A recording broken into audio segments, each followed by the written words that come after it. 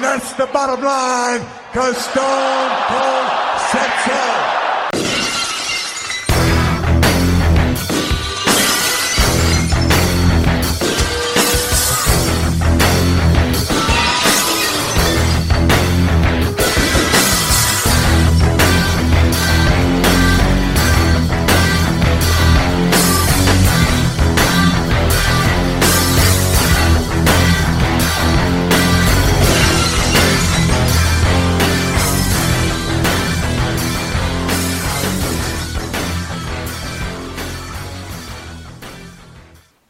Welcome to the Bottom Line Wrestling Cast, the career of Stone Cold Steve Austin. This week is episode 46, Roody-Poo Bridge, from April of 1999. I'm Mike Prue along with JV as we take you on this ride through the career of Austin. What's going on, Nothing JV? much, man. It was a long weekend. Back to work. Yeah, it's Nice long tough weekend. getting into the groove of the podcasting thing and the work thing and all the other regular shit in life going on. So it's just been one of those weeks. Yeah, once the weekend came. 6-7 days that just kind of fucking take the toll on you. Yep.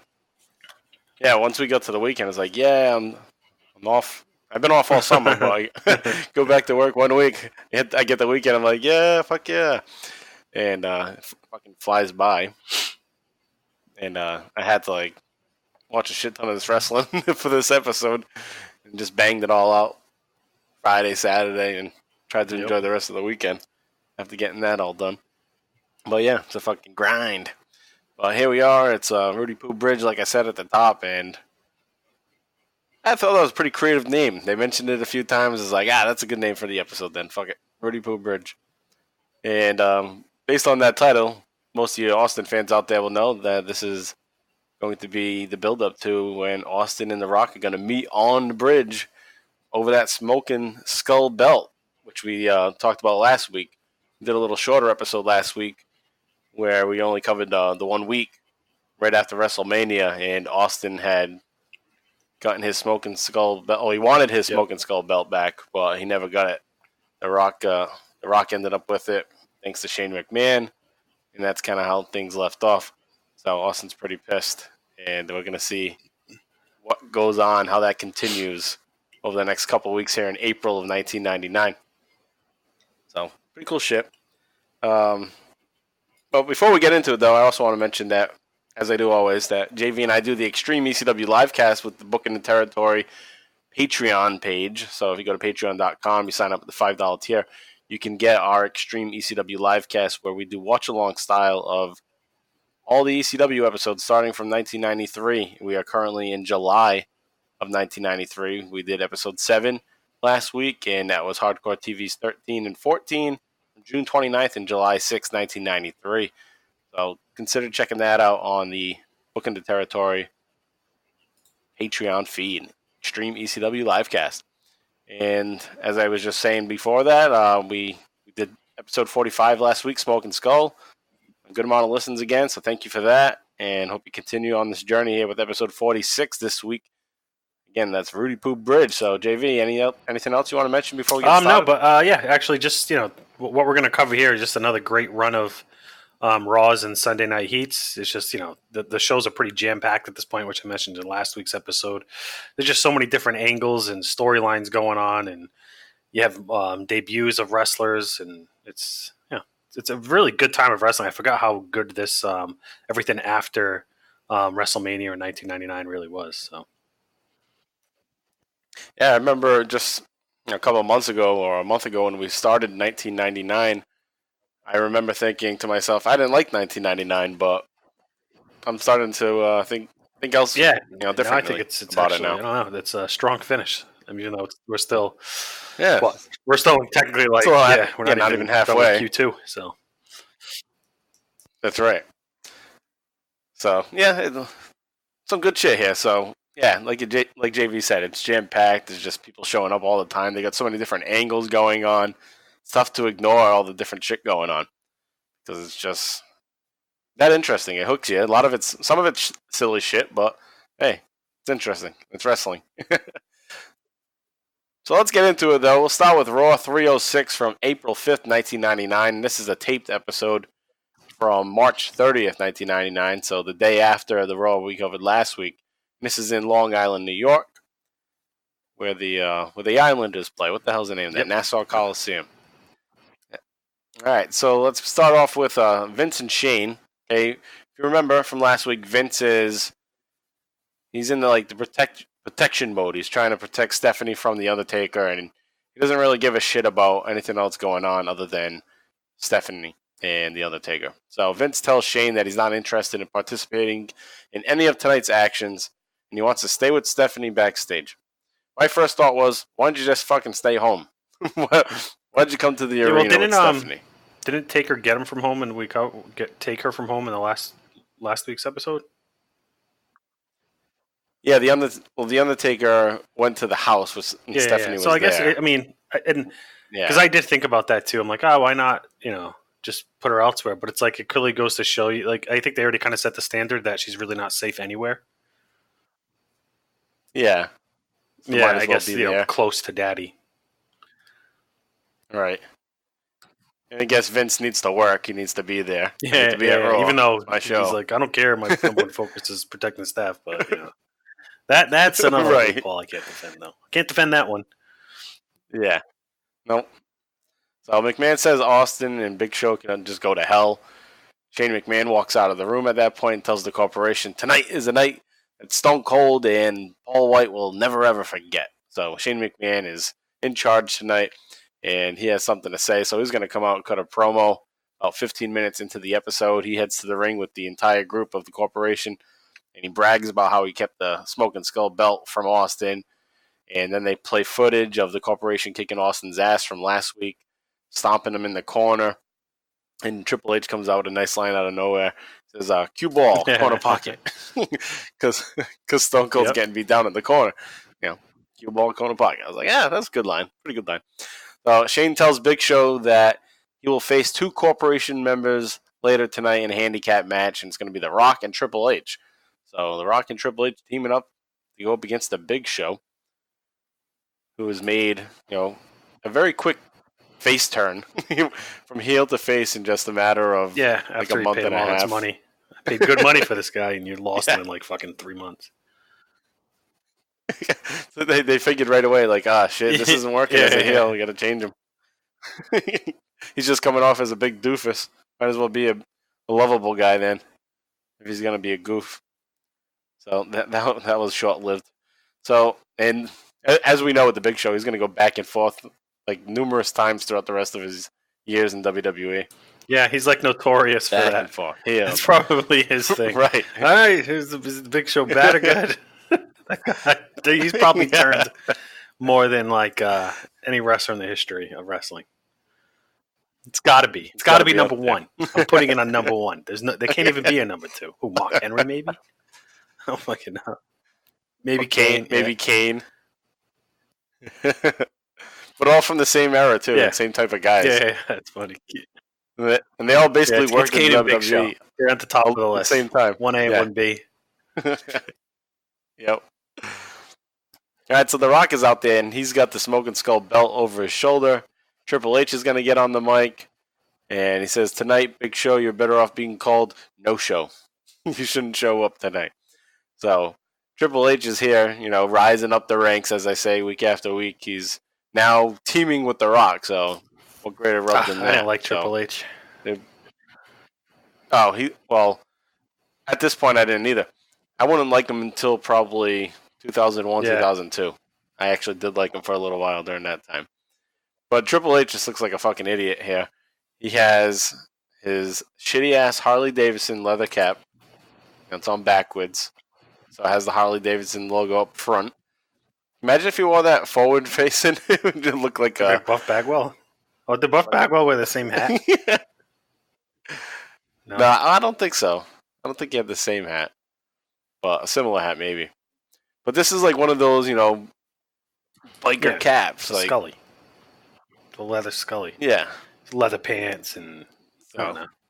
Yeah, he had leather pants on. Yeah. Like shiny. Fucking dressed like leather, like a 90s porn star. Yeah. And they already had a 90s What are you going to the AVNs, bro? Take off all the leather. The fuck? Yeah, what the hell? Some cotton. So he's out there, and The Rock's going to grab the mic from him at 19 minutes. And The Rock says, I want to check you into the SmackDown hotel. He's talking about Big Show. But I'm pretty sure you'll break the damn toilet seat. So The Rock says Big Show probably shouldn't come out here. And your response would probably just be, blah, blah, blah, blah, blah, blah, blah, blah, blah. I was like, that's good because that's what it does sound like. So The Rock leads the crowd in a chant of Rocky, Rocky. So every week we're just seeing, like, he's going to be a babyface soon. Like, I don't know how long they can hold off on it. It's got to come soon. Which kind of makes sense that he's facing Austin immediately. You think that they would hang on to, like, Austin versus The Rock for, like, SummerSlam. Yeah. The next big one. But they had to already know, like, he's not going to last until SummerSlam as a babyface. So we need to get that Austin Rock match, like, right away again. Just take advantage of it now while we can. Because it is only a matter of time until he makes that turn.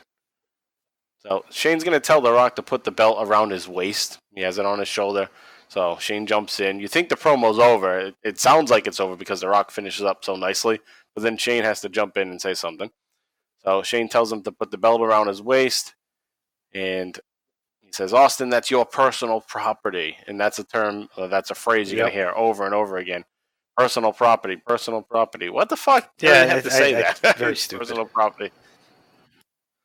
So they're using that. It says, I'm going to put that on the Titan Tron throughout the night to remind you that you'll never, ever get your property back because Shane McMahon said so. And so that's going to be the theme there, is that the belt is going to appear on the Titan Tron throughout the night, and it's supposed to piss Steve Austin off. So Shane's going to run to the back. He's going to run to his dad's locker room, and he starts bragging about how he made the match, Big Show versus Rock and Triple H. And he has a picture of The Rock with Austin's personal property. And Vince just seems annoyed by it all. Like, the fuck? Get out of here. Why are you telling me all this? So he says, I don't give a damn what you're doing. We shouldn't be provoking these guys. But what do you want me to say? Good job? Just chill, words, Shane. Yeah. Your words.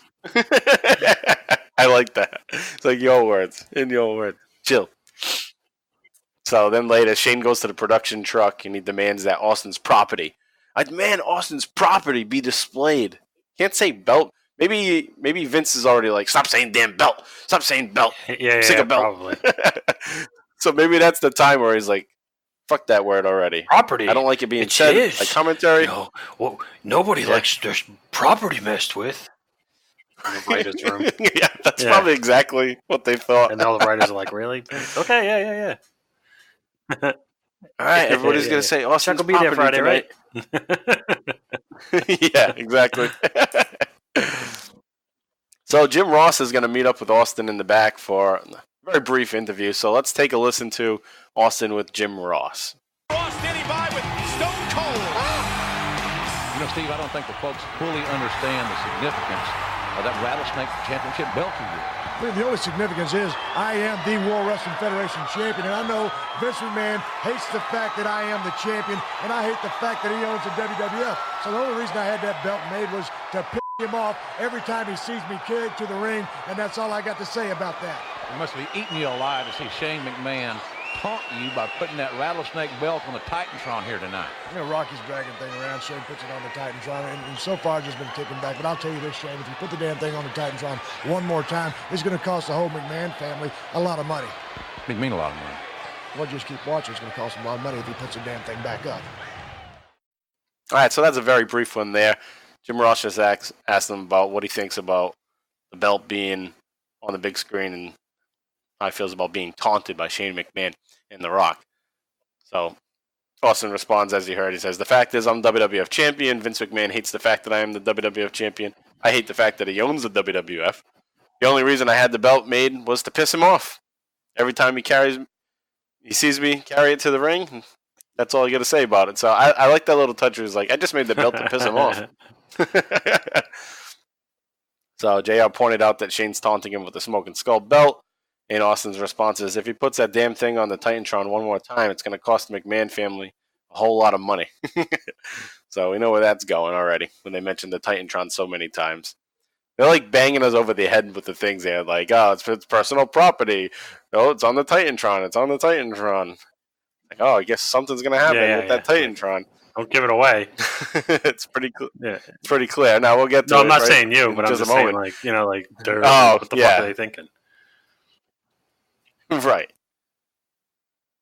But I can guarantee back in 1999, I did not know where it was going. So I'm a fucking dumbass. So, so they have this handicap match, and it's going to start at 1 hour 23 minutes, and it's not really much of a handicap match, but The Rock struts down to the ring with Austin Smoke and Skull WWF Championship. The Rock tries to call him Big Show, Roody-Poo Candy Ass, and the crowd starts to say it. So The Rock makes the crowd stop like 3 times. It's just like relentless. He can't even begin his promo because the crowd is just in it with everything. So he's here he is again saying, this is not sing along with the Great One. But even when he says that, the crowd is saying it along with him. Because he said this is not sing along so many times already at this point. So now it's become another one of his things that the crowd can chant along with. And that looked like it surprised him. Like, oh shit, even this? So the crowd was freaking great in this promo before this match started. And then you get, the Big Show comes out and he has his music. That's the debut of the Big Show music, which is a fucking great theme.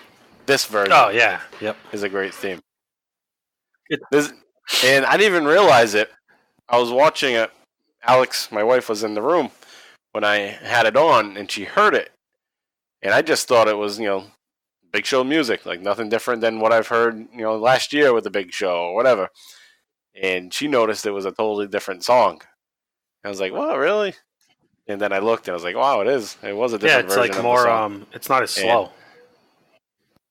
No, it's more like countryist too. It sounds like it's a live performance, kind of. But yeah, it was damn good. And I think we're gonna play that music for our outro music, the Big Show music. So actually, it's funny though. It's they play the music, and Shane's in the ring, and he's like kind of grooving and dancing like to the music. It's like, no, you're not supposed to be doing that. You don't like this guy, buddy. It's right. It's your opponent's music, But he probably was just thinking to himself, like, song's fucking badass. But he definitely should not have been doing that in the ring. So you get a decent match for what it is. You can tell, like, everybody in the crowd just waiting for Stone Cold to show up. That's, like, kind of the vibe going on here. And the match ends in a DQ when Chyna low blows Big Show. And she's about to get chokeslammed. As The Rock's about to get chokeslammed, rather, she goes in there and saves the day. I thought it would have made more sense if Triple H was about to get chokeslammed when she came in. But, it was just the timing. They probably gave it the cue, like, all right, you got to get in here and do this now. So they team up on the Big Show. Rock hits the Big Show with the Smoke and Skull belt. And The Rock hits the corporate elbow on Big Show. And then Austin's music hits at 1 hour, 30 minutes. So there's only like a few minutes left in the show. Austin meets The Rock at the bottom of the ramp and tosses him into steps. Austin rolls into the ring, nails Triple H with a few punches. We get a double noggin knocker to The Rock and Triple H. And we get a stunner to Triple H. Big Show chokeslams Triple H. The Rock rolls out of the ring. He grabs the Smoke and Skull belt. Austin makes no attempt to get his belt once again. he just lets him roll that'd be out. his number one priority. This is the whole right, fucking like that's war what this is all about. Right. Take your belt, dude. They're occupied. Right, just go out there and take it and fucking steal it. belt. You've done it before. Like, you're pro. Right. He's done it with the IC belt. So he just lets Triple H roll out of the ring, and they start to go up to the top of the ramp. And Shane's in a production truck. He wants that Smoke and Skull belt back on the Titan Tron.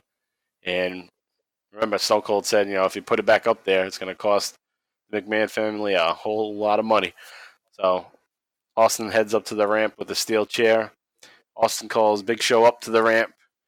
Austin's going to tell Big Show, bring this son of a bitch down.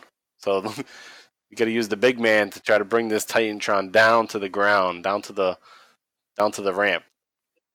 But take a listen for yourself with this audio of the Titan Tron destruction. Take a listen, then we'll talk more about it after that.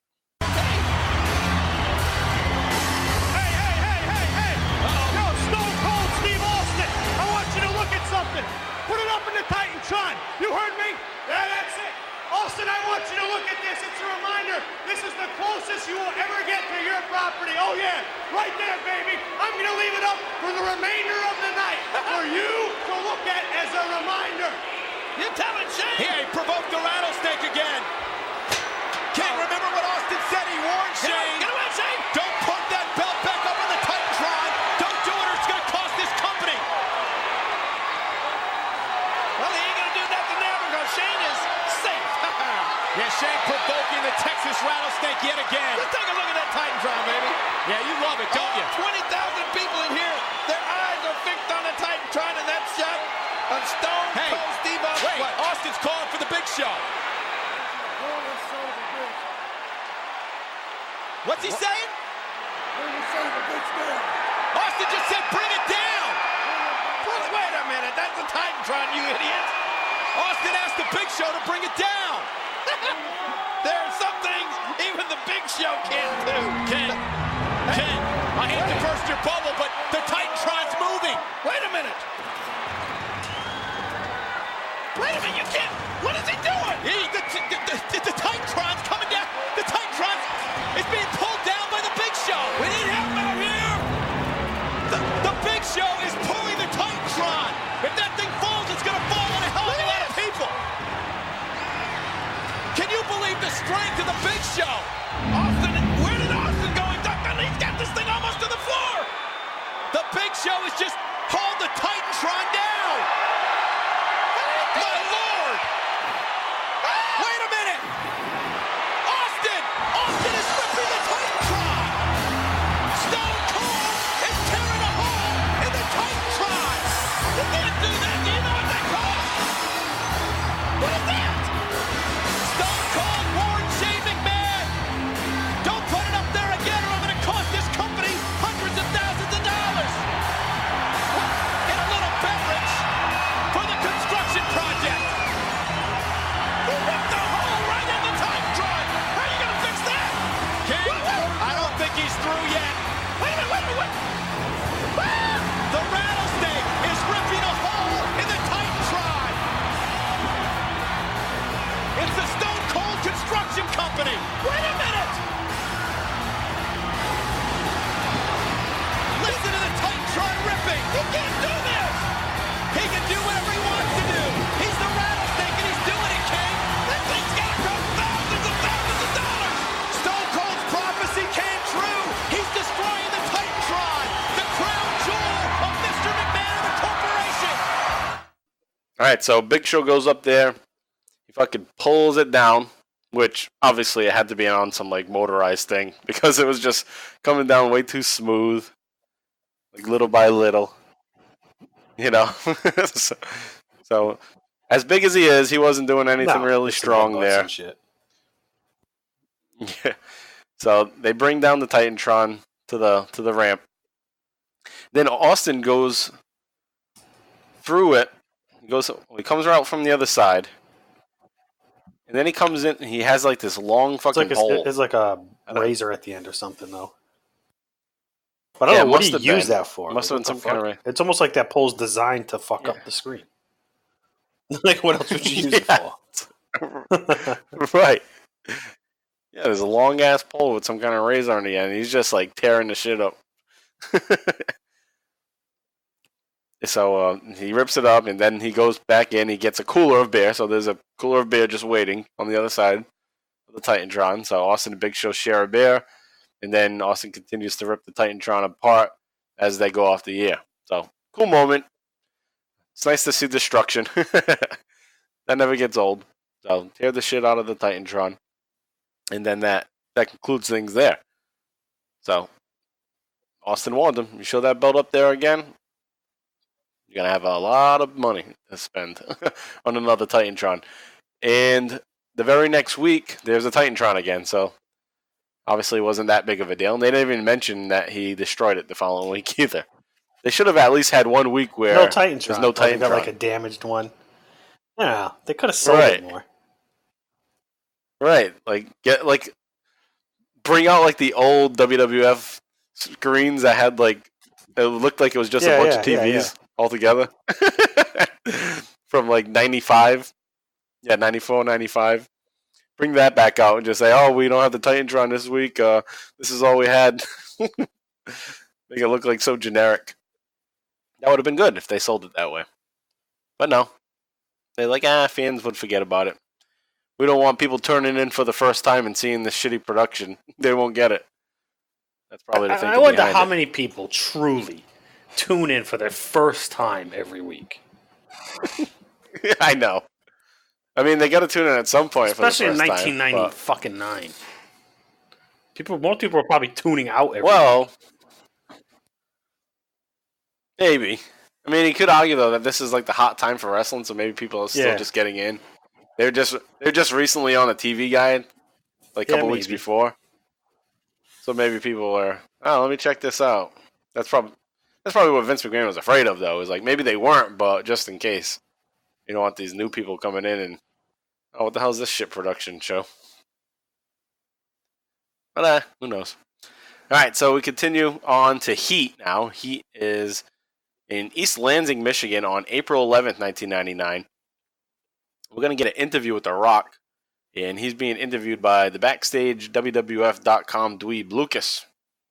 This fucking kid. I need to look up more about who this guy is. So Lucas is going to interview The Rock, and he wants to know what he's doing with Stone Cold Steve Austin's belt.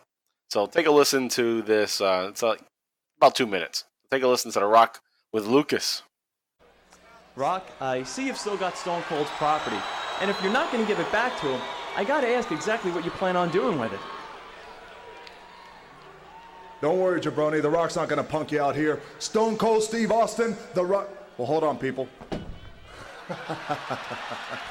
Stone Cold Steve Austin, it behooves The Rock why you want this 10 pounds of monkey crap. Right here, you got the smoking skull. Well, it should be a Brahma bull with spit coming out of his mouth and snot coming out of his nose. It says The Rock, the people's champ. But that's okay, Stone Cold. To The Rock, you're a nothing, a nobody, a peon. I tell you what, Stone Cold Steve Austin, last month, WrestleMania, The Rock made your ass famous. Because the fact of the matter is this, is you were one people's elbow away. And The Rock means one people's elbow away from The Rock beating your candy ass in the middle of the ring. Did you stun The Rock at WrestleMania? You bet your hard-earned dollar. Wham, wham, 1, 2, The Rock kicked out.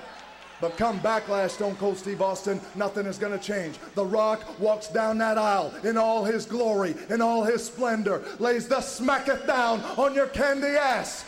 Walks out the people's champ, the WWF champ, and as we all know, the best WWF champ there ever was. People get ready, because here it comes. Here come the goosebumps as well. If you smell what The Rock is cooking. All right, so The Rock there says that he doesn't even know why Austin wants this ugly belt. It's 10 pounds of monkey crap. And if he had it up to him, he would redesign it with a Brahma bull on it. Now, they never really made a Brahma bull belt, right? I thought they did. Did they? I'm not 100% sure, but I mean, I've always was under the assumption that was a legit belt.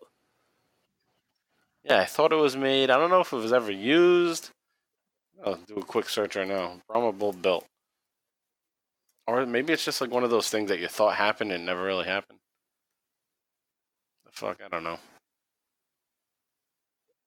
There's a toy one. Yeah. I don't know. Listeners out there. Oh, I just seen a bunch of images. I don't know if he ever wore it, though.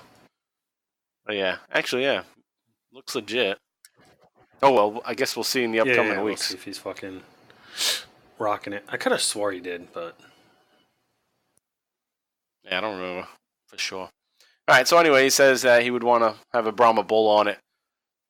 And from there, they mention again that The Rock kicked out of the Stone Cold Stunner at WrestleMania. And The Rock's funny. He goes, "You bet your hard-earned dollar." It was wham, wham, 1, 2, The Rock kicked out. It still irks me. And I'm going to say it here, and I'm probably going to say it again later in the episode because it gets brought up again, that he did not kick out. He rolled, Austin rolled him too much. That he, flipped him over. But that's the story they want to tell, is that it was a legit kick out. It was more of just Austin trying to pin him too hard, causing him to flip over. So The Rock says he's going to promise that at Backlash, he's going to win the belt back properly. So, Rock has a match later on Heat against D'Lo Brown. Rock defeats D'Lo Brown basically in a squash match. And Shane McMahon sat on commentary, and he promised the next night on Raw that there'll be a new era on Raw. So basically he's saying that he's going to take over the corporation, and since his dad's not really involved, he wants to take it over and create the corporation in his image now. So that brings us to that Raw 307 on April 12th, 1999. This is live in Detroit, Michigan. Before we get into that, I do have an answer on the Brahma Bull belt. So there's actually two different stories, but the answer is it wasn't used. But so the story from that, I guess this guy, Dan of Leather by Dan from the Fightful Wrestling podcast, that the actual belt did exist. Joe Marshall did make it for WWE. It featured a 3D Brahma bullhead. What happened was the belt was actually lost in the mail. He sent the belt via FedEx, as the story goes, and it was magically lost. WWE decided to go a different direction, but a few weeks later, it was found. The belt was a myth for years until WWE finally decided to split access. Now, they tweeted The Rock, this guy, Sean Sapp from Fightful.com, actually just last year. Hey, Rock, was told the story that when WWE had your custom Brahma Bull belt made, it got lost in the mail. Why did they never end up using it? His response, nope, never got lost in the mail, LOL. We had a few of the custom bull belts made. I used it for a hot minute, but ultimately felt it wasn't an original idea since Austin had that cool skull belt made first. So it wasn't used, but there's different stories. So hey, good shit. I'm going to go with The Rock. The Rock's answer. Yeah. Yeah, I believe The Rock. He would know better. Oh, cool. Good look there. Good find. It would have took me forever to find that. All right, so here on this Raw, you got Jim Ross back on commentary. So thank God Michael Cole has been relegated to the backstage interviews, as it should be. So Jim Ross is back, and they basically just dropped the whole heel angle. Yeah. He's fucking back to work, JR. Totally let that fall off a cliff. Yeah. So we're going to get to about 26 minutes into the episode, and we're going to get a promo. We're going to get Austin and The Rock confronting each other. So this is about 4 minutes. So take a listen to this, and we'll talk about it after that.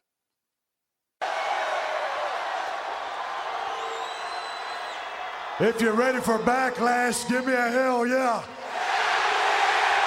You damn right, I see The Rock went and got himself a breath of fresh air, but I tell you this, Rock, you better get a bunch of damn fresh air, because if you thought WrestleMania was something, you got another thing coming, because there ain't no way that Stone Cold Steve Austin is going to go into Backlash and not come back with that belt.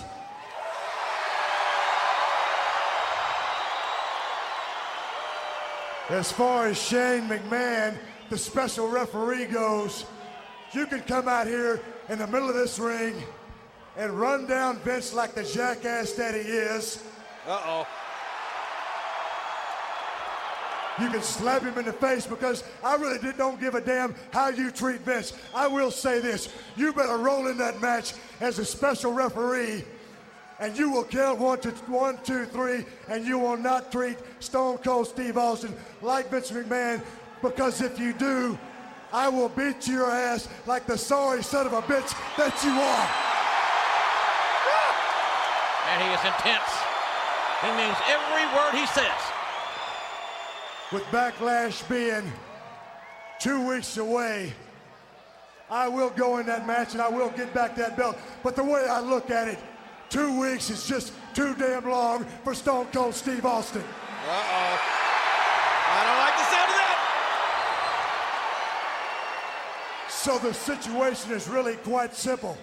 Rock, either get that damn belt, bring it in this ring, and hand it over to Stone Cold Steve Austin, or I will come back there and drag your nursery rhyme singing Roody-Poo candy ass. It's Austin's personal property, that belt.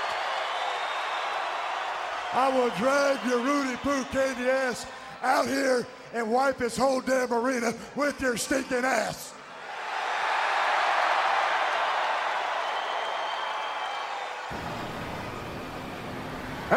Hey, redneck, piece of trash. Exactly, it's the great one, The Rock, the people's champ. Does this look familiar to you, Austin? Does it? It's your piece of trash title.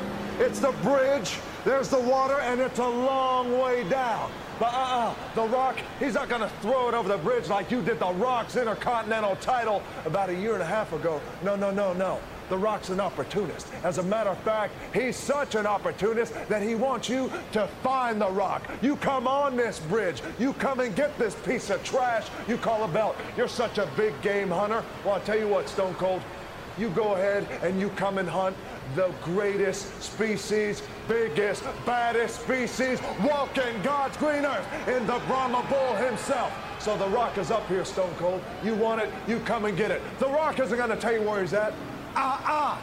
The Rock is up here on the Roody-Poo. Hey, don't do it. Don't do it. The Rock is up here on the Roody-Poo Bridge. It's on the corner of the People's Champ Boulevard and Candy Ass Lane. Stone Cold, you want the piece of trash? You come get the piece of trash.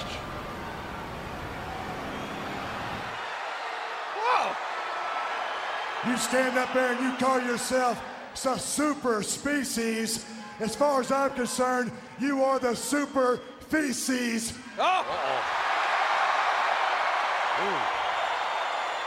And you might want to watch your damn balance because I ain't so sure that feces floats.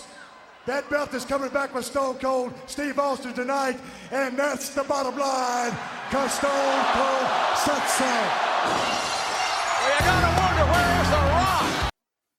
All right, so right at the top of this promo, you get Austin come out, and we got a new shirt alert. This is a blue skull and crossbones shirt that has Austin written just below the crossbones, and it's written a lot smaller. Underwhelming shirt. Than normally would be. Yeah, I don't know what the back says because he has his jacket on, his camo jacket. But yeah, the front of it doesn't look too appealing.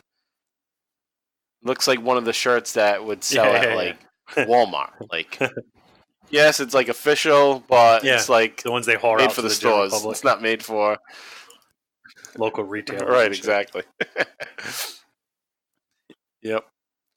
So Austin comes down to the ring. He's got the Big Eagle WWF Championship. This struck me as weird because this is all about him getting back the Smoking Skull belt.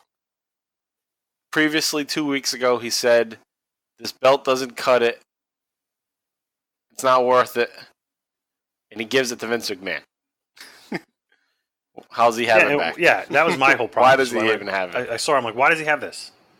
He doesn't want this belt. So why is he going to even represent it, in any such way? Right, yeah. The whole thing is about he didn't want that belt. He wants a Smoking Skull belt. But he's going to fucking come out with that belt? So stupid. And like I said, he gave it away to Vince McMahon. But again, it's one of those situations probably where Vince McMahon wants his champion on TV to have a championship belt so that people know that's our champion, which is stupid because you're telling a story. Exactly. Fucking tell the story the way it should be told. So, he fucked up there. Austin has the Big Eagle for no reason. So, Austin tells The Rock that he better get some fresh air because if you think WrestleMania was something, you got another thing coming because there ain't no way Stone Cold Steve Austin is going into Backlash and not coming back with that belt. So, The Rock had said earlier when he was with the corporation that he was going to go outside. He's going to go get some fresh air.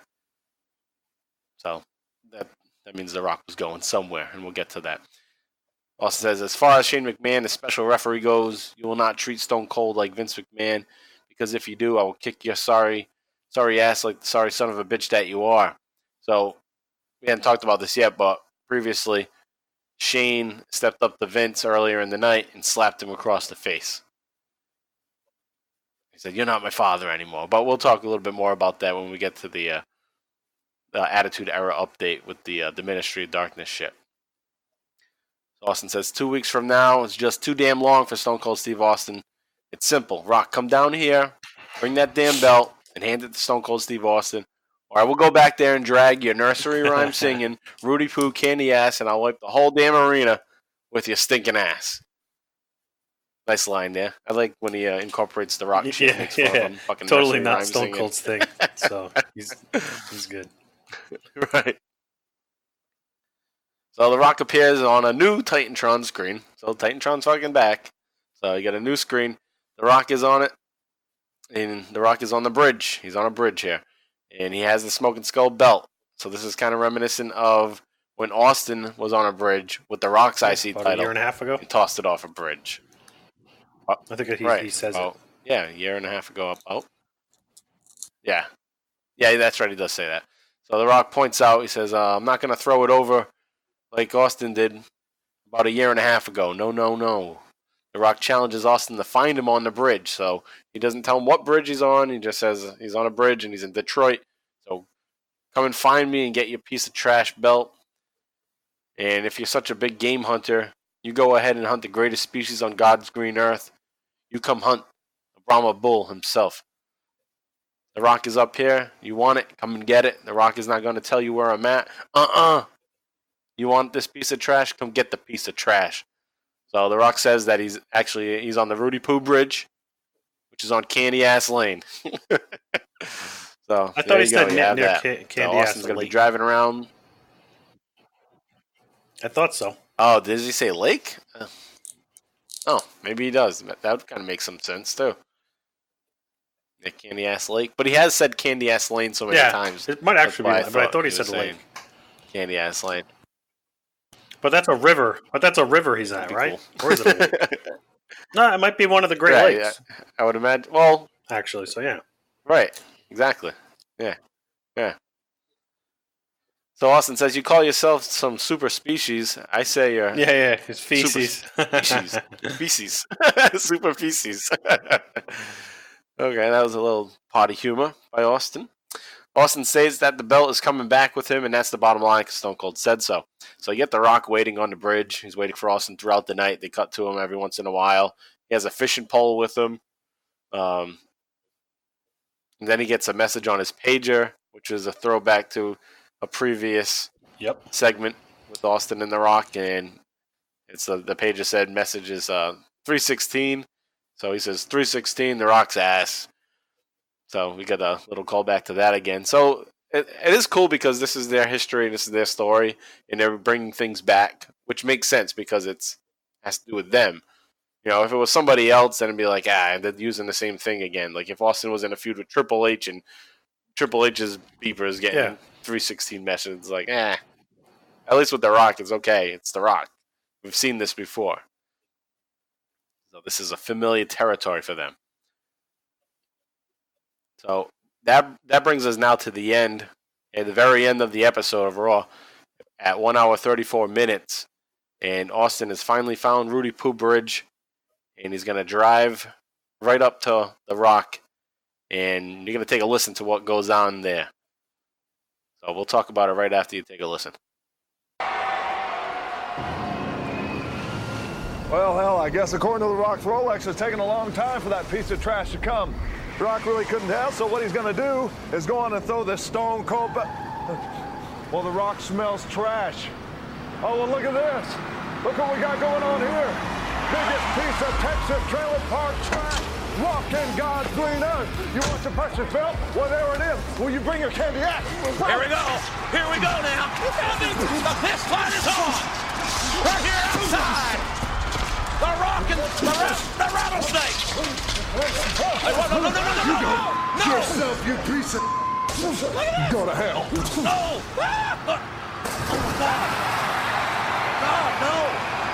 Austin, you want your belt? Well, I'll tell you what. Here it is, and you take it to hell with it.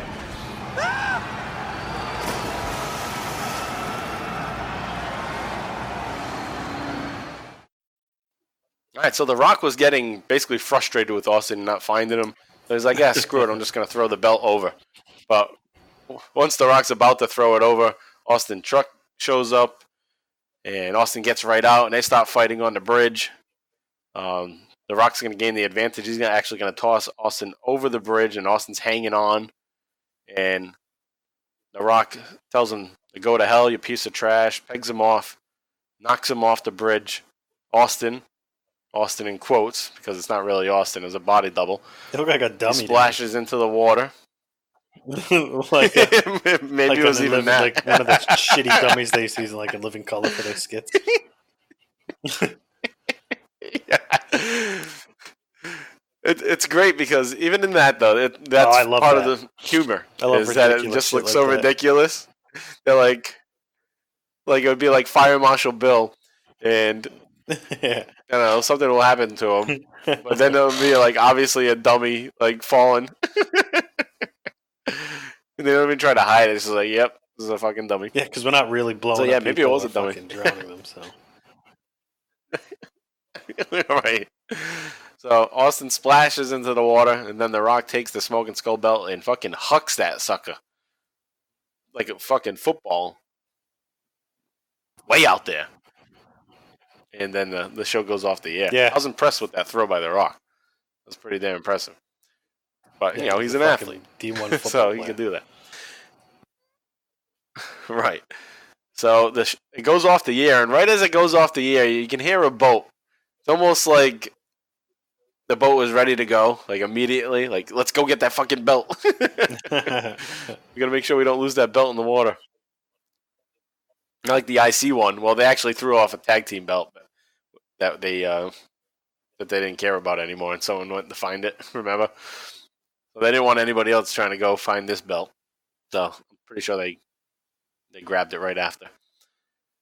And that brings us now to, that's the bulk of what we had to talk about. But we go into Heat now on April 18th, 1999, and this is taped the very next night from April 13th, 1999. This is in Grand Rapids, Michigan. Shane McMahon's going to come out. He's going to try to justify his actions from Raw when he slapped his dad. Shane says that he felt great slapping his father. I'm proud that I'm the only McMahon with the balls the size of grapefruits, and nothing gets in the way, not even family.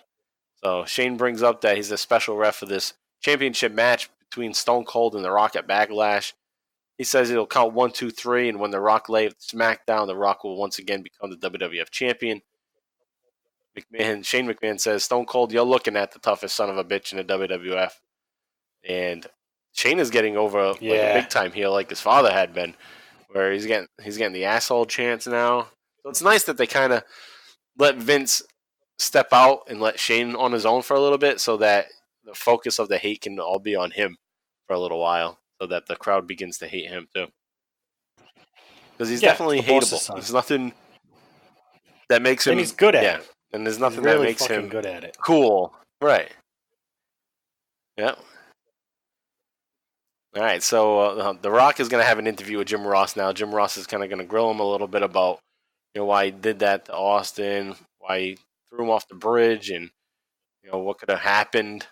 And The Rock's kind of just, I don't give a shit what would happen to him. Well, take a listen to the interview yourself, and we'll talk a little bit about it after you take a listen. What motivated you, Rock, to taunt Steve Austin, to come to a bridge, a public bridge, and literally put his career on the line, literally almost end his career? Well, first and foremost, he makes such a big deal about his personal property. I mean, you're looking at 15 pounds of metal that's really a piece of trash to The Rock, and he wants the smoking skull belt so bad, so The Rock knew how important that was to him. So, hey, The Rock did goat him out. You come on and you come to this bridge. The Rock really couldn't care less about his career. As a matter of fact, He brought Stone Cold out to that bridge hoping and thinking and wanting to end his career. Simple question. What if Steve Austin couldn't swim? Well, here's a simple answer. The Rock really couldn't care less if he could swim or not. If he couldn't swim, then he'd be in a lot of trouble right now, to say the least. Do you think the mere fact that you were able to be the first man to ever kick out of the Stone Cold Stunner gives you some sort of psychological advantage?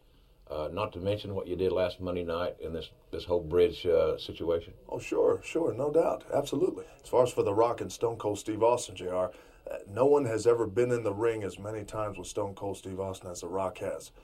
Out of 250 pounds of that whomping, stomping, big bad Texan, well, there's a couple of pounds of fear in Stone Cold Steve Austin. How do you come up with that? How could you say, and not to be argumentative, but how could you say Austin fears anything? That would be like saying that The Rock fears something. I don't see how that's possible. Well, that actually it is impossible because The Rock really doesn't fear anything. But as far as for Stone Cold, Jerry, you've never been in the ring with Stone Cold like The Rock has. Do you know him? Yeah, absolutely. But at the same time, The Rock knows him like none other. The Rock has been in there. The Rock has taken him to the top of the mountain, so to speak. Rock, a lot of your detractors are saying that you can't beat Stone Cold Steve Austin on a level playing field. A lot of folks are saying that the only way you can beat Austin at Backlash is because your buddy, Shane McMahon, is going to be the referee. Well, first of all, let's clear this up, JR. Let's clear up about detractors. Clear this up for The Rock. Are you talking about you? Is that it? Now, The Rock realizes that, sure, you and Stone Cold are big buddies. Stone Cold's the one that got you back into WrestleMania. You called the match of all matches. Is that what you're talking about, JR? Because if you think that you expect to come out here and make The Rock look like an idiot, well, then you're mistaken. Well, what's the answer? Yes or no? Do you need a referee to beat Austin, or can you beat him by yourself? The Rock needs absolutely nobody, JR. As far as for Shane McMahon being the referee, Shane McMahon appointed himself the referee. That's not The Rock's job to appoint a referee. The Rock could care less who the ref is. Oh, really? You mean that? Absolutely, The Rock means that.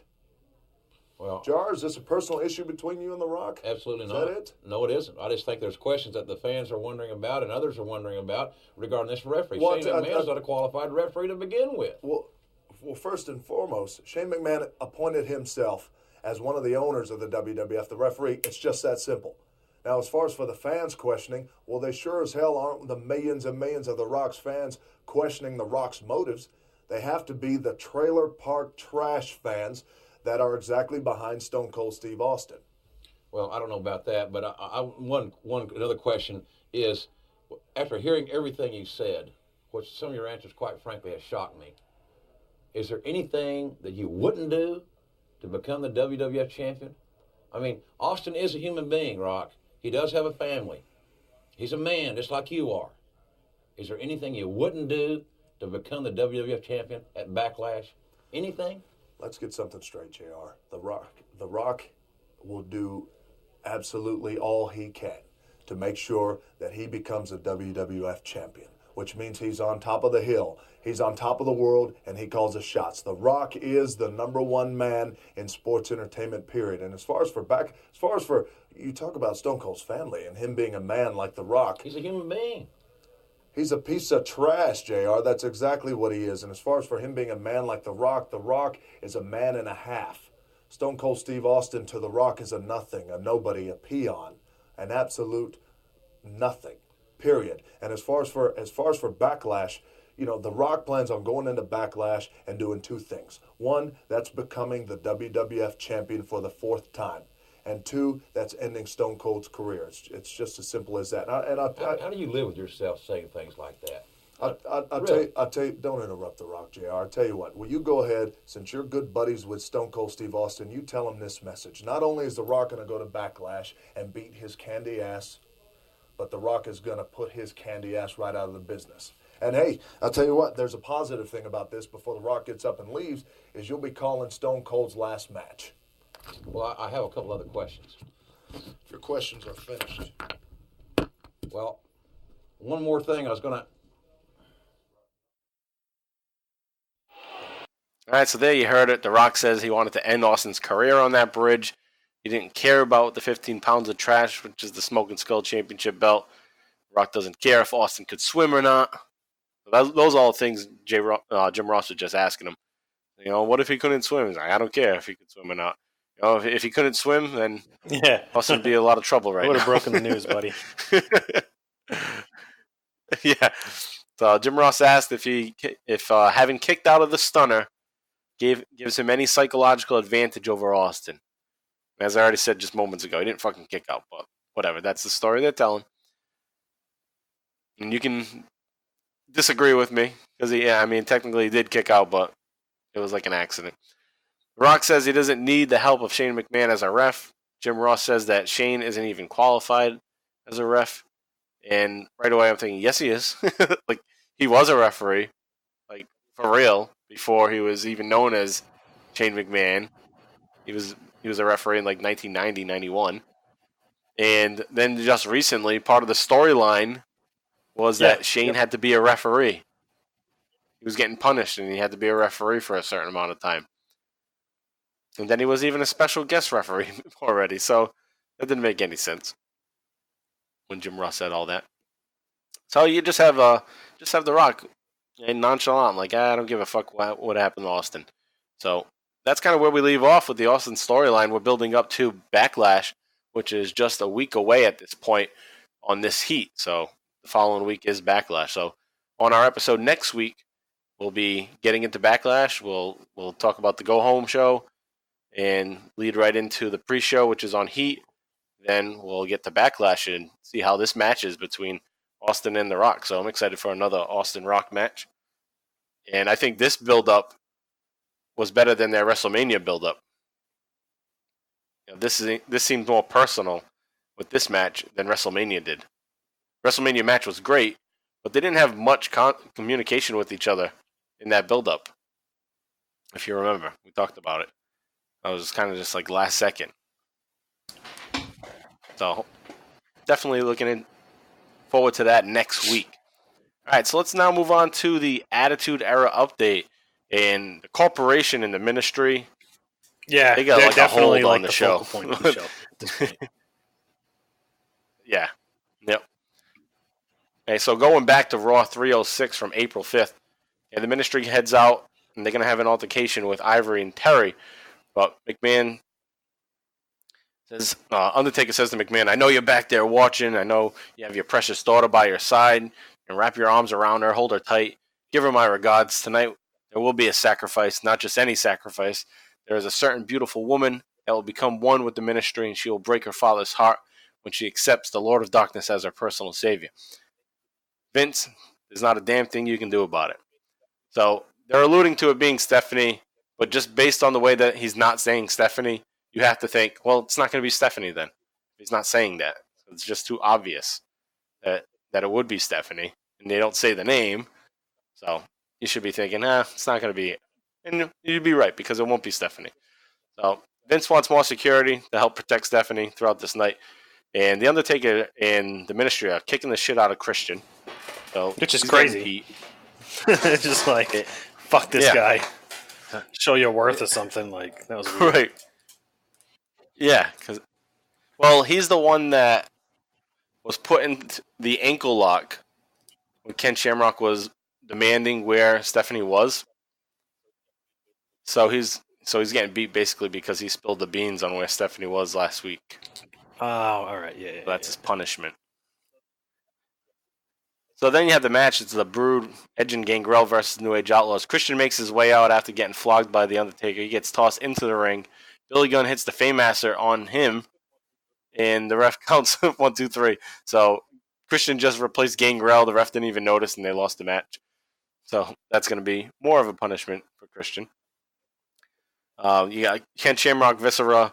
Minutes into the match, the ministry come out. They attack Shamrock. They take him away.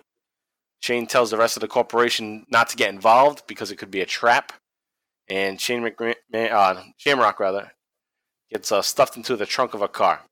Vince McMahon is in his room. The lights start to flicker, so he's starting to get paranoid. So the ministry's huddled together backstage. They're coming up with some plan. And then we get the sacrifice. So the ministry puts a small woman covered on Undertaker's symbol at the top of the ramp. They raise the symbol. Commentary continues to mention that it's Stephanie McMahon. That's what we're supposed to believe all along. And they can't believe that The Undertaker would do this. And then you see Stephanie and Vince watching from the back. So you realize, oh, it's not Stephanie. And you realize that the girl that they're sacrificing is Ryan Shamrock.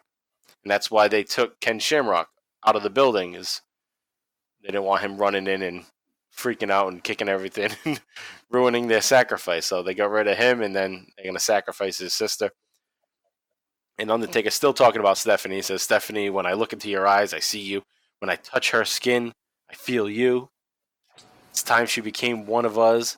We have to answer to a far greater power. And he summons her. She's the chosen one. Stephanie, it's time to come home. So now this is even creepier because Undertaker saying that this is happening because of the greater power, and we all know Vince becomes the greater power, or is the greater power. So he wants his daughter to be captured and tortured by the Undertaker.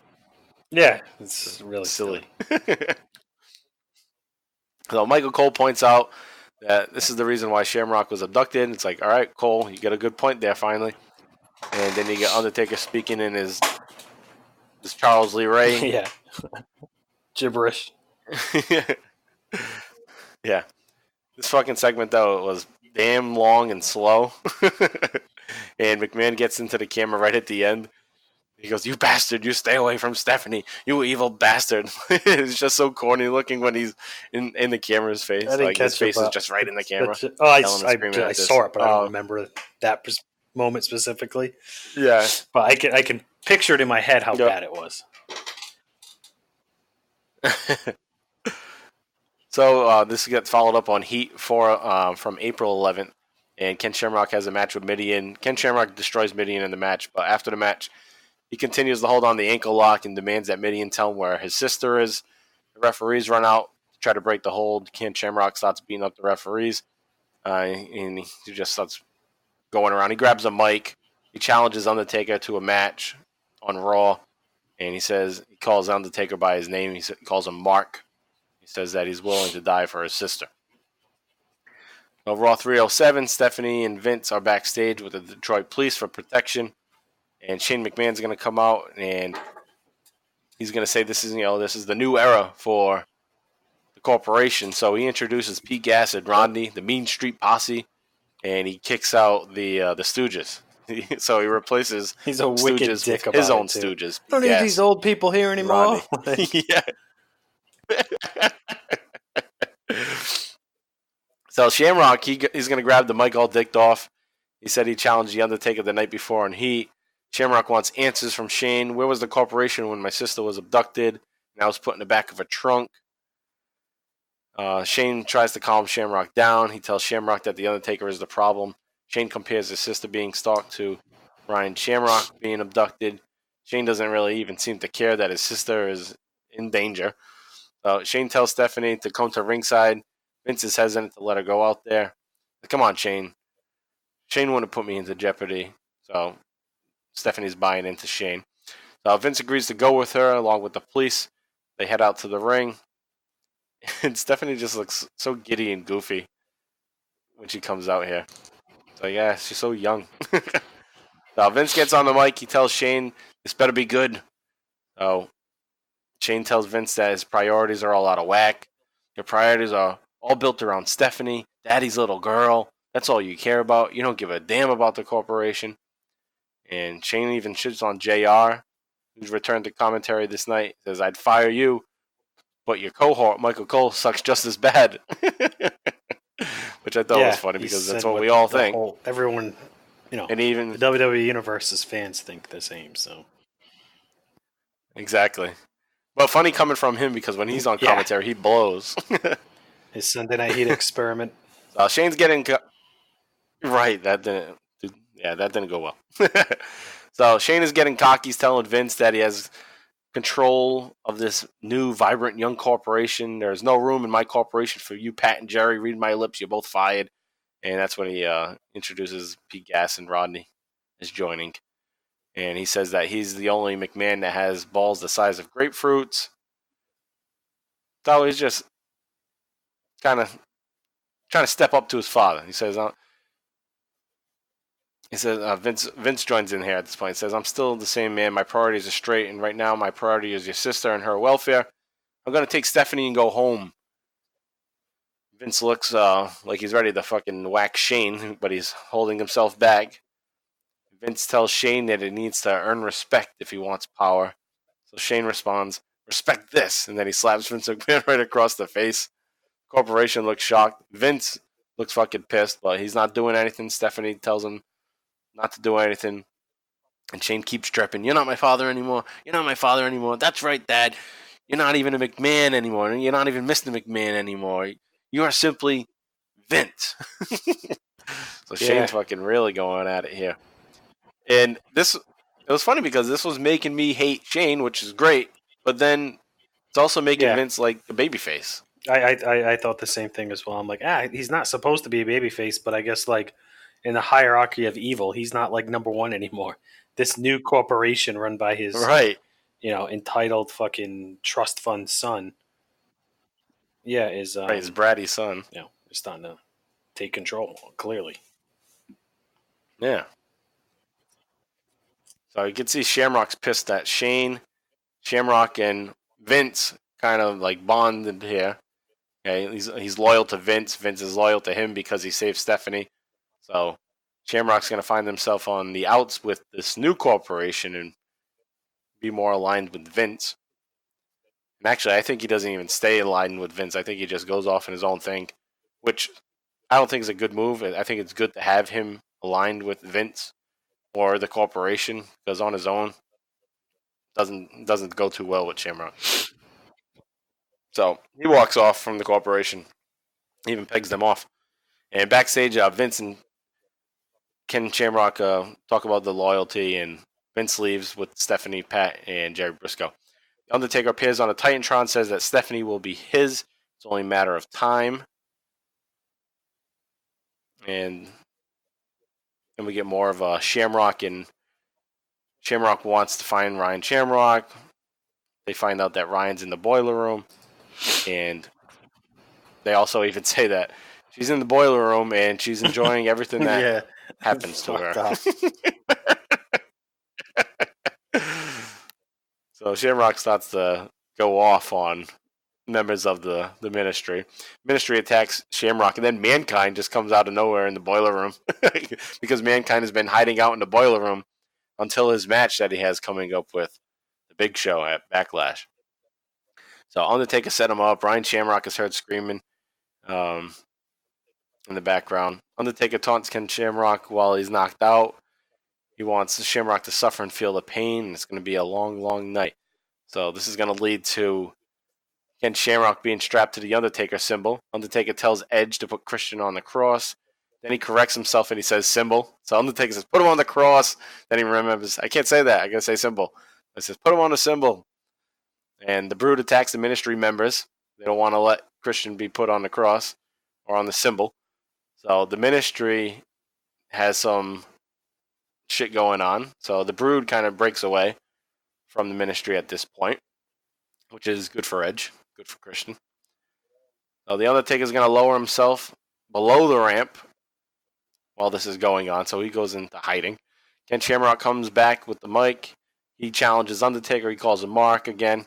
He says, bring yourself down here. Let's get to the end of this right now. And the lights go out. Undertaker's in the ring all of a sudden, and he attacks Ken Shamrock. The ministry runs out. They gang up on Shamrock. Triple H and Bossman run out. They pull Shamrock out of the ring, but then they beat the shit out of Shamrock. So he's kicked out of the corporation for real now. And Shane McMahon's looking on, smiling from the ramp as that episode of Raw ends. And that's pretty much it with the ministry stuff. So, and like I said, that has taken up a big bulk of the show the past couple of weeks with this angle here.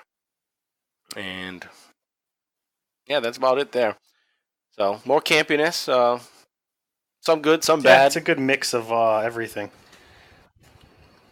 Because overall, I'm still enjoying it. So this whole angle. So yeah, I enjoy it, and it's interesting to see where it goes. And I mean, we ultimately know where it goes, but to see the progression of how we got to the point where McMahon reveals to be the greater power. And it's nice to see it back and be like, this is what they did, to see if they fuck it up. And some of it doesn't make sense, but All right, so let's move on to another thing. We got Mankind, Big Show, as I just mentioned, that they're going to have a match at Backlash. So they're both baby faces. So you got a baby face versus baby face.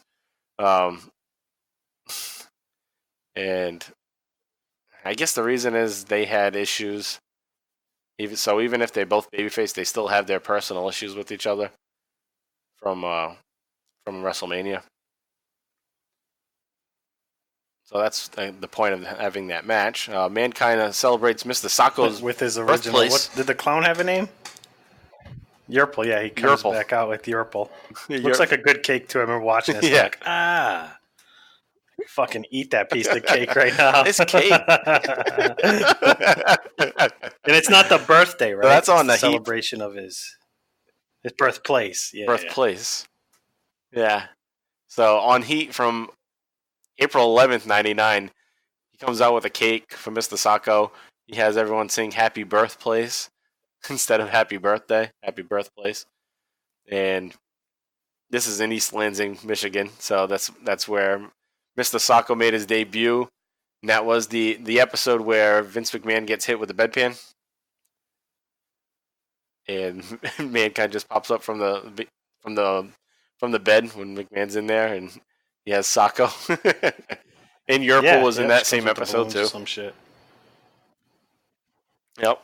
So she's probably based out of Michigan, I would assume. Oh yeah, they hired her from. Yeah, it makes sense. Yeah, that would make sense. Yeah.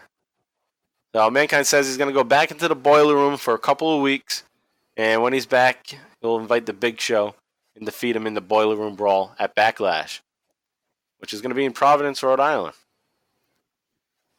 Hey, Big Show is going to have a match with Christian on Raw 307.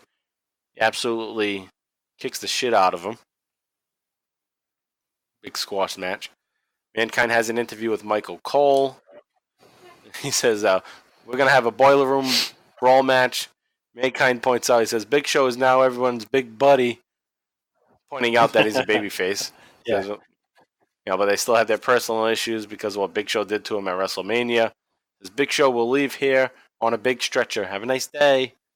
So Shane tells Pete Gas and Rodney to look for Mankind in the boiler room. And these guys are so corny. They say, like Shane says, every single day, somebody's got to pay. Yeah. Let's go, brother. So they're just like these big jocks, goofy jocks.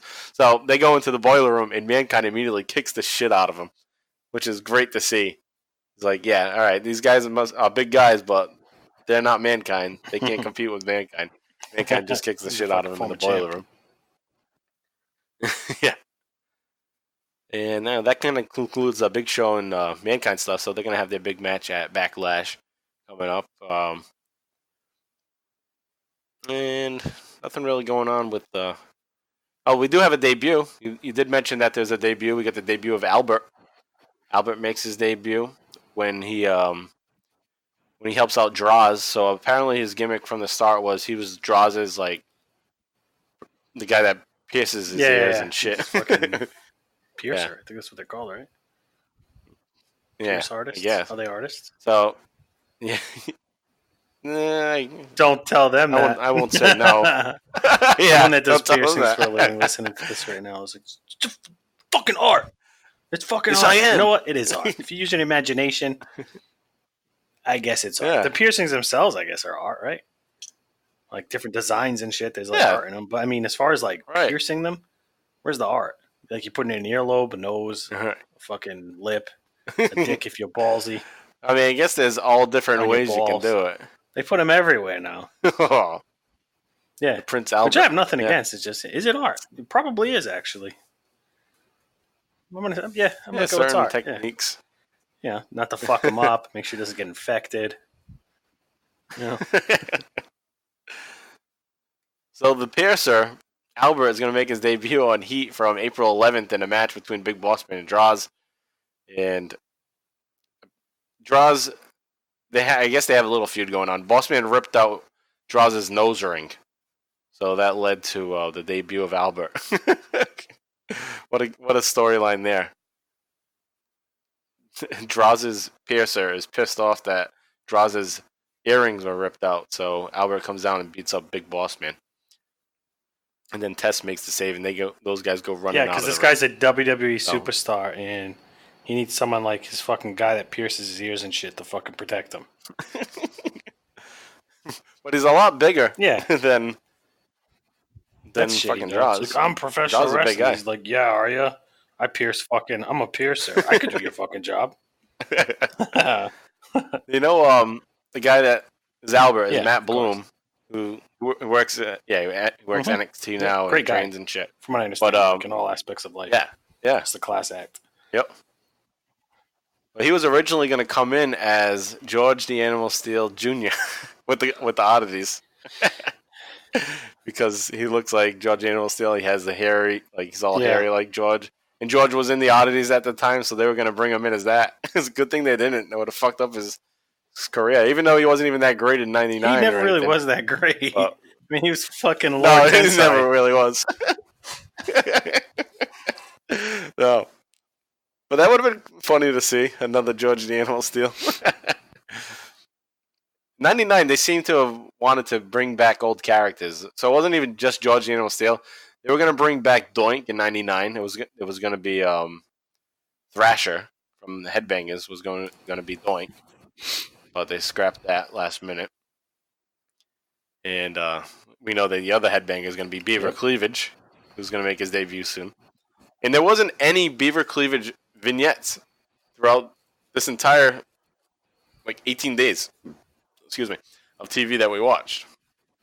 So what the fuck was that all about? They had a vignette 3 weeks ago, and now what's his nothing name since. shows up, right? Sean Stasiak and the Jacqueline and Sable shit. Oh yeah. So with the PMS stuff, you're gonna get the debut of Sean Stasiak, who's gonna go by the name Meat, and he's like the he's like that little bitch basically. Big bastard. Yeah, huge guy. Now, actually, he follows our show. Sean Does he? Stasiak. Follows us. He follows us on Twitter. Sweet. What's up, Sean? Yeah. Hopefully you'll listen. We gotta watch what we say. Yeah, that guy should have been WWF champion. I don't know what the fuck they were thinking. Should have got his own meat belt. Steak on it and shit. Fucking awesome. But that segment that he debuts in is from the Heat from April 18th, and that's the Tiger Ali Singh segment, where he offers anybody $500 to rub his feet, and then he tells the girls, "Oh, you got," and PMS comes out to do it, and it looks so stupid because they start rubbing his fucking shoes. Take his damn shoes off. So he tells the girls, "You get $250 each." They're kind of pissed about it, so they kind of hold him down as Sean Stasiak comes jumping into the ring, clotheslines him, and then you get the security, the Rhino security guard, get in the ring and trying to stop the guy because they think he's a fan. And Terry tells him, "No, this is our guy." And then Terry jumps on Stasiak and straddles him, starts dry humping him. So that's his debut. And then along with the girls too, you also get Nicole Bass is on the scene now. It's fucking ugly as all hell. So she's out there. She's with Sable. Sable's gonna have a match with Tori, Ivory, Jacqueline. Not Tori. Ivory is fucking annoying. Every time Ivory talks, it's just unbearable. Yeah, for sure. She reminds me of even when Sable someone's talked. mom. Sable sucked when she talked. Yeah, Sable sucks when she All talks the too. dudes that want to be me, and all the women that want to see me, are you ready for the grind? I remember even as a kid, watching that at my dad and his friends, and his friends, they'd be like, "Oh, they put a gag in her mouth or something, don't talk." Yeah. When she started talking, she kind of lost it. She lost a little. Then, at this point, she's getting fucking full blown mic time, not just interviews. That people are she's going out and fucking shooting promos. and doing Yeah, like this shit ton of weird fucking fucking time. like shitty stripper dance. the grind. Yeah, the grind. It's like women nowadays are like twerking and shit. I mean, the first couple times I was like, all right, that looks pretty hot, but now it's just like Yeah. laid Now it's out. like, It seemed like something that she was just doing, like, just randomly. But now it's become a thing that she has to do every fucking week. Yeah, you don't have to have a thing, Sable. You got titties. That's your thing. All right, so you also have what's going on with tag team titles. Tag team title belts switching hands on Raw 306 from April 5th. You're gonna get X-Pac and Kane win the WWF tag team titles off of Owen Hart and Jeff Jarrett. And I was like, thank God, because I'm tired of seeing Owen Hart and Jeff Jarrett as tag team champions. Can this end already? So we got new champs, X-Pac and Kane. We're in the era where people are just mashed together to become tag teams, and they win the titles all the time. We don't have like legit tag teams at this time. yeah, this is like the start of that in '99. trend. Yeah, I never really liked And it. like, oh, we don't know what to do with Kane. Let's put him with a smaller guy. Yeah, Fucking put the tag team belts on. I guess I guess the only team though at this time is New Age Outlaws, and they weren't even a tag team for a little while. But now they're back They're like together. kind of irrelevant now too, since DX really isn't a thing. Yeah, there's no more DX. DX like is a all shell of broken itself. apart. Well, DX is actually a one-man DX, and it's Triple H claiming that he's DX. Yeah, still wearing his DX gear. Everything about it is him. Yep. So you have Kane and X-Pac win the titles. They're going to have a match on the Heat the following week. They're going to defend the titles against New Age Outlaws and Owen Hart and Jeff Jarrett. And that's going to kind of end. Actually, X-Pac and Kane, they retain. And they manage to retain it in a three-way match. They get a quick pin. Billy Gunn and Road Dogg are going to congratulate X-Pac, so we see that they're still buddy-buddy even though they're going for the titles. But Triple H and Chyna stood in the entryway and watched the entire match. They didn't do anything, but they're just looking on.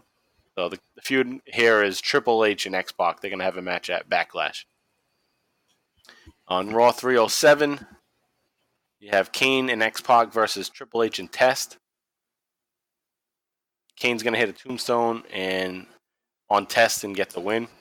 Triple H rolls out of the ring and just walks away from Test, leaving him to fend for himself. So it looks like Test is going to do the same thing and go babyface or just go in a different direction.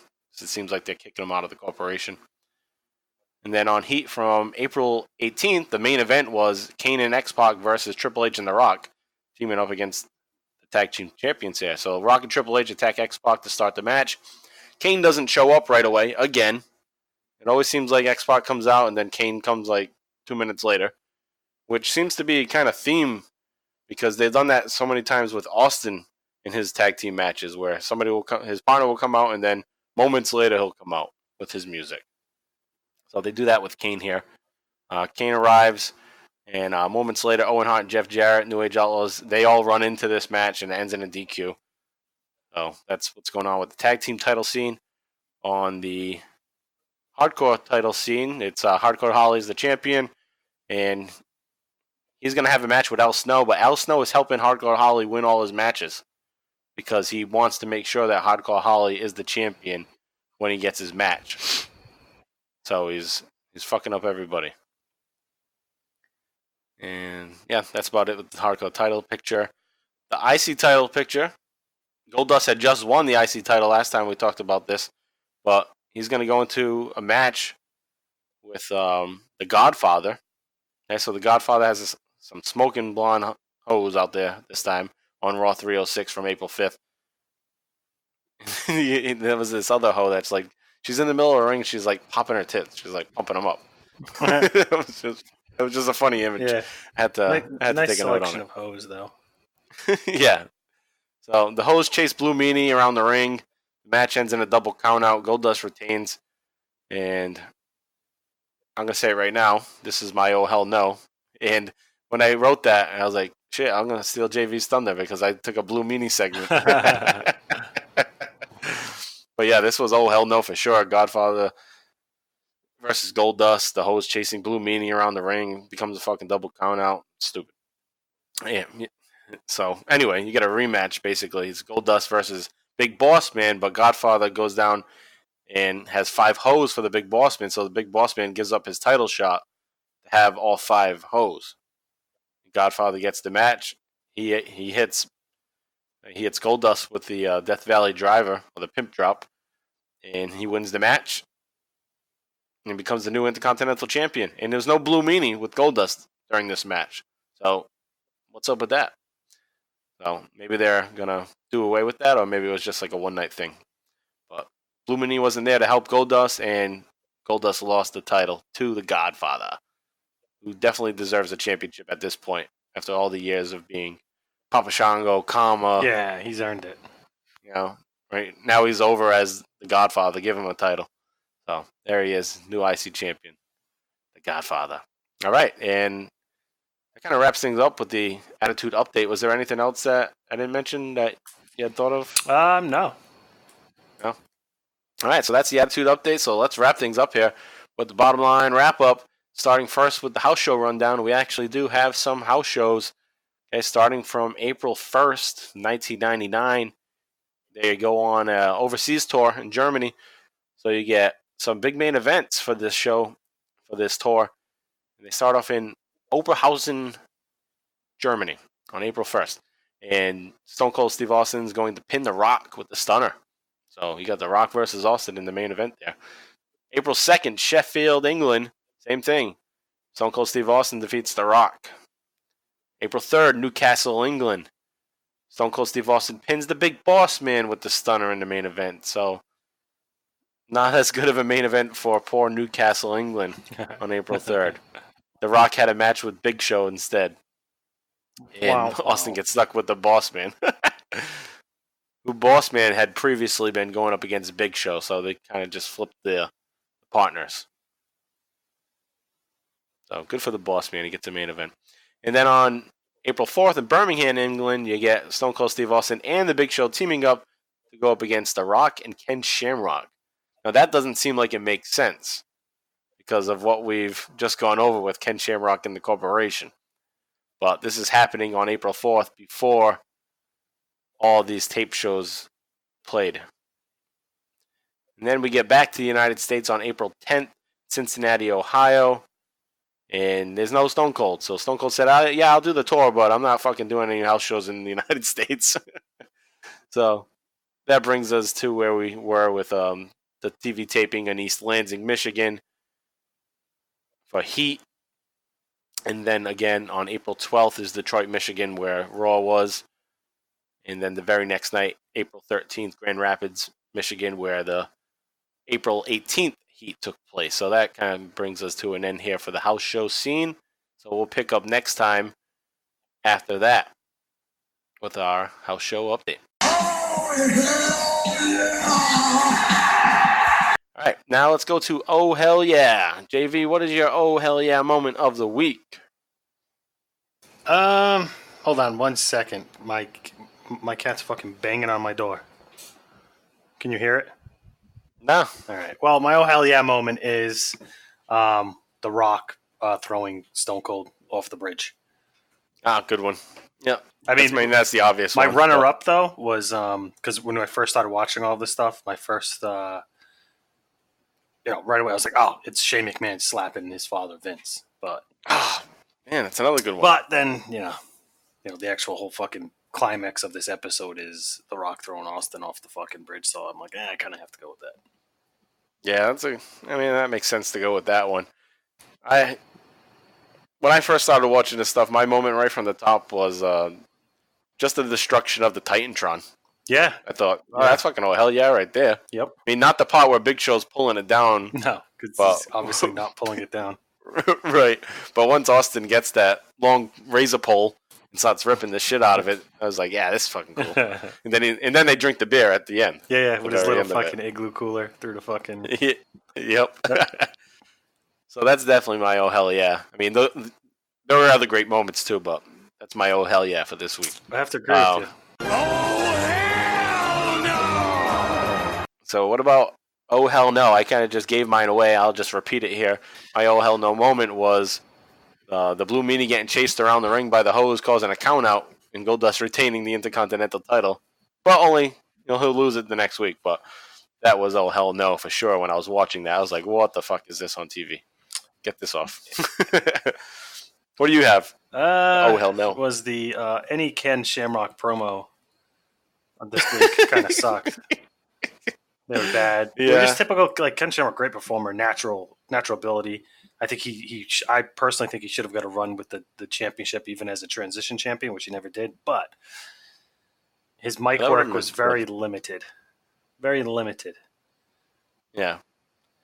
Definitely limited, but just no personality, just like the same all the time. Even as a face or a heel, he was the same fucking guy. Oh, yeah. Right, always just pissed off and mad. Yeah, angry and... Yeah, I mean, that's the kind of way you can hide not knowing what to say, is just be angry. Yeah. I mean, that's just like how a kid is or how a parent is at times. They don't even know anything to say, so they're mad. They yell at you. Yeah, and he's always angry. Yeah. All right, so those are some good oh hell yeahs and some bad oh hell no's for this week. But next week, as I said, we'll be getting to Backlash on the Bottom Line Cast. We'll drop that episode next Wednesday on September 11th. That's episode 47. We'll be covering the Go Home show to Backlash. We'll cover Backlash and then in the next night on Raw. So that is what we'll be covering next week. So another big match, Rock versus Austin, with Shane McMahon as the special guest referee. All right, now let's give some podcast plugs to our boys that always help us out with our show. So we'll return a favor here to our brother podcast. It's Talking Taker with Alex Dorio and Travis White. Take a listen to Alex Dorio, give you a little breakdown of what his show's all about.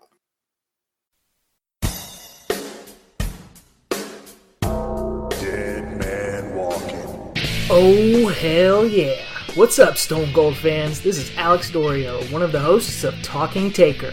And along with my co-host and fellow creature of the night, Travis White, we are digging up the career of the dead man, one pay-per-view match at a time, on a podcast journey that's a lot like what you're listening to right now on the Bottom Line Wrestling Cast. So if you're enjoying what Mike and JV are doing here, going through the career of Stone Cold Steve Austin, come check us out as we explore The Undertaker's 3 decades of destruction. We're right in the midst of the Biker Taker era right now, so you can jump right in or start over from the beginning and hear us discuss The Undertaker's side of the story, from his many battles with the Rattlesnake, The Rock, Mankind, and more.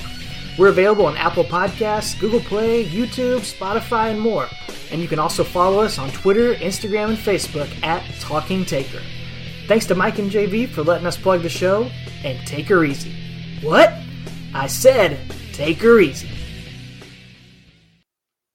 All right, so be sure to check out Talking Taker. They drop episodes every Thursday night. And you can also follow them on Twitter at Talking Taker. This week on their episode, which is episode 108, they're covering Royal Rumble 2005. It's The Undertaker versus Heidenreich in a casket match. I'm sure they have a lot of fun with that match. So check out Talking Taker. Also, check out our friends at Book in the Territory, the Unprofessional Wrestling Podcast, where they're covering NWA, WCW Saturday Night episodes from the 1980s. They started in 85, and they are currently at May 7th, 1988. So they drop those episodes on Thursdays also. They also have a show that drops on Sunday nights, which is the Smoky Mountain Wrestling Recap, and they're currently towards the end of Smoky Mountain Wrestling, and that is episode 159 from February 11th, 1995. Again, those are on Sunday, and that's Book in the Territory, the Unprofessional Wrestling Podcast. Also, be sure to check out Free a Geek. As you're listening to us, they just dropped their newest episode. It's episode 49, which is entitled Saul. So Jay Free is on location with his boy Saul, and they're going to discuss a variety of things that are all geek, like the Joker trailer. They're going to talk some Spider-Man. They talk Star Trek, even Dungeons and Dragons, D&D.